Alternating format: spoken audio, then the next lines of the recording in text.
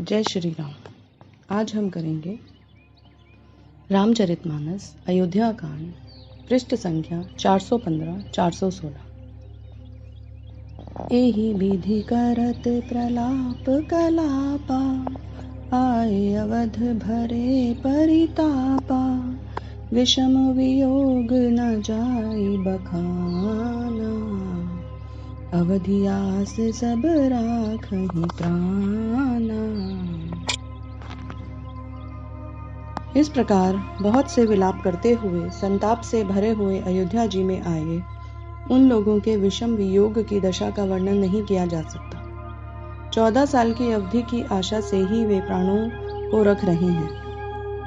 राम दरस हित नेम व्रत, लगे करन नर नारी। मनहु कोक कोकी कमल, दीन विहीन तमारे। स्त्री पुरुष श्री रामचंद्र जी के दर्शन के लिए नियम और व्रत करने लगे और ऐसे दुखी हो गए जैसे चकवा, चकवी और कमल सूर्य के बिना दीनहीन हो जाते हैं। सीता सचिव सहित दौ भाई, श्रृंगबेरपुर पहुँचे जाई। उतरे राम देव सरि देखी, कीन्ह दंडवत हर्ष विशेषी। सीता जी और मंत्री सहित दोनों भाई श्रृंगवेरपुर जा पहुँचे। वहां गंगा जी को देखकर श्री राम जी रथ से उतर पड़े और बड़े हर्ष के साथ उन्होंने दंडवत की। लखन सचिव की सिय किए प्रणामा, सबहि सहित सुख पायउ रामा। योग सकल मुद मंगल मूला, सब सुख करनि हरनि सब मूला। लक्ष्मण जी, सुमंत और सीता जी ने भी प्रणाम किया। सबके साथ श्री रामचंद्र जी ने सुख पाया।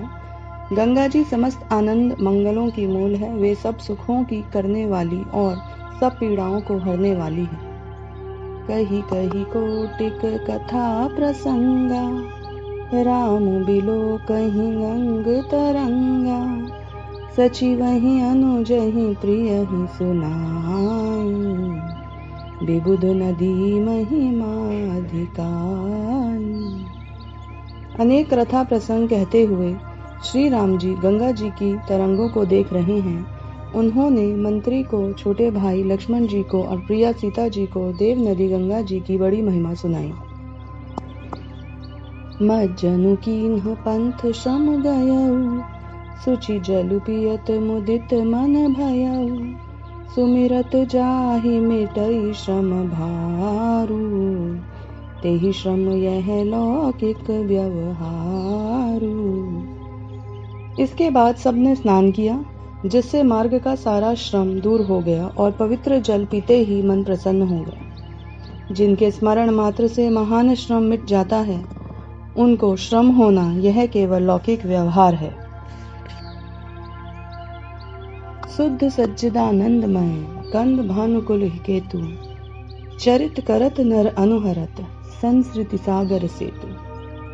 शुद्ध प्रकृति जन्य त्रिगुणों से रहित, मायातीत, दिव्य मंगल विग्रह, सच्चिदानंद कंद स्वरूप सूर्य कुल के ध्वजारूप भगवान श्री रामचंद्र जी मनुष्यों के सदृश ऐसे चरित्र करते हैं जो संसार रूपी समुद्र के पार उतरने के लिए पुल के समान है। यह सुधि गुह निषाद जब पाई, मुदित लिए प्रिय बंधु बोलाई। लिए फल मूल भेंट भरी भारा, मिलन चले उही हर्ष अपारा।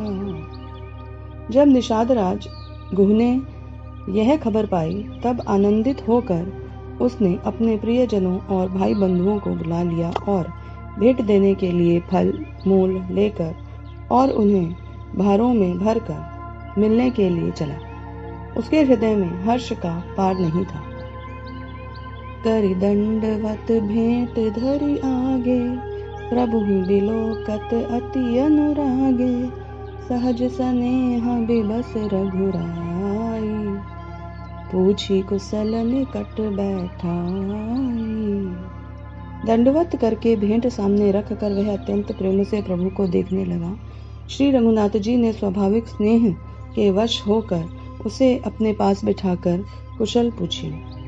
नाथ कुशल पद पंकज देखे, भयउ भाग भाजन जन लेखे, देवधर निधनु धाम तुम्हारा, मैं जनु नीच सहित परिवारा। निषाद राज ने उत्तर दिया, हे नाथ, आपके चरण कमल के दर्शन से ही कुशल है।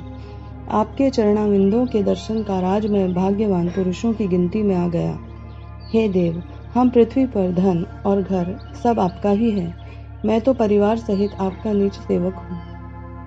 कृपा करियो पुरधारियो पाऊ, थापिय जनु सब लोग सिहाऊ, कहे हो सत्य सबु सखा सुजाना, मोहि दीन पितु आय सुआना।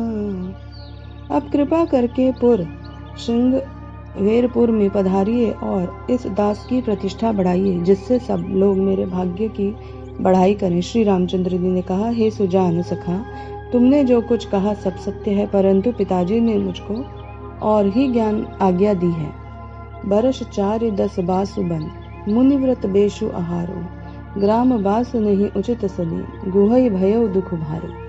उनके आज्ञानुसार मुझे 14 वर्ष मुनियों का व्रत और वेश धारण कर और मुनियों के योग्य आहार करते हुए वन में ही बसना है। गांव के भीतर निवास करना उचित नहीं है। यह सुनकर गुह को बड़ा दुख हुआ।